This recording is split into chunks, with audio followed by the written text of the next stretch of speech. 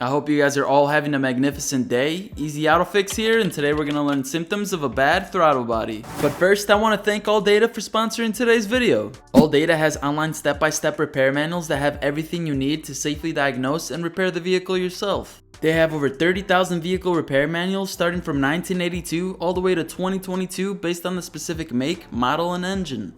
As you can see here, you have access to trouble codes, service tables, TSBs, electrical diagrams, specifications, maintenance, and much more. So if you want to save a lot of money on mechanical repairs and become a DIYer, check out the link in the description below. The purpose of the throttle body is to open up when pressing down on the gas pedal to allow air to come into the engine. It's basically the mouth of an engine. Newer cars typically have an electronic throttle body. The throttle plate is controlled by a motor that's controlled by the engine control module. Older cars have a drive-by cable system, and the throttle plate is connected to the gas pedal by a cable. When you press down on the gas pedal, the cable rotates the throttle plate to make it open up. The throttle can be located by following the air intake into the engine.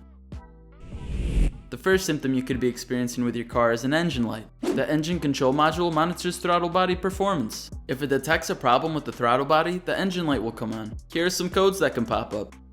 The next symptom is your vehicle hesitates to move. This can happen if the motor that's responsible for rotating the plate is starting to go out. A weaker motor will result in a slower response rate when you press down on the gas pedal. In other situations, it can be dirt that's causing the throttle plate to get stuck. The third symptom is a rough idle. In the beginning stages of the throttle body going bad, you'll notice your vehicle shake in the stopped position. This is because the dirt accumulates around the throttle plate. This prevents the correct amount of air to come into the engine and throws off the air-fuel mixture, which could also result in misfire. Once the engine control module notices a problem with the throttle body, it's going to open up the throttle plate just a tad bit to allow more air to come in. You'll notice your RPMs will usually be higher than 1,000 when you're parked or at a stop sign.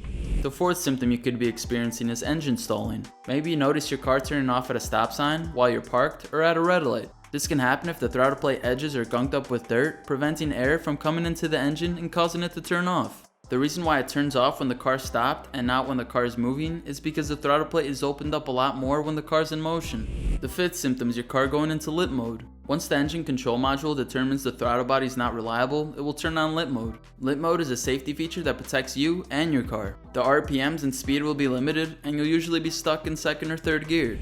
The last symptom is a crank but no start. This has personally happened to me. I turned the key to the start position and heard the starter crank in the engine, but it wouldn't turn on. When diagnosing, I came to the conclusion that the throttle plate was so dirty that it was stuck closed. This prevents the right amount of air to come into the engine. And if the engine has an incorrect air-fuel ratio, there won't be combustion to get the engine running. I ended up cleaning the throttle body with a carburetor cleaner and a toothbrush. I'll leave the cleaner in the description below.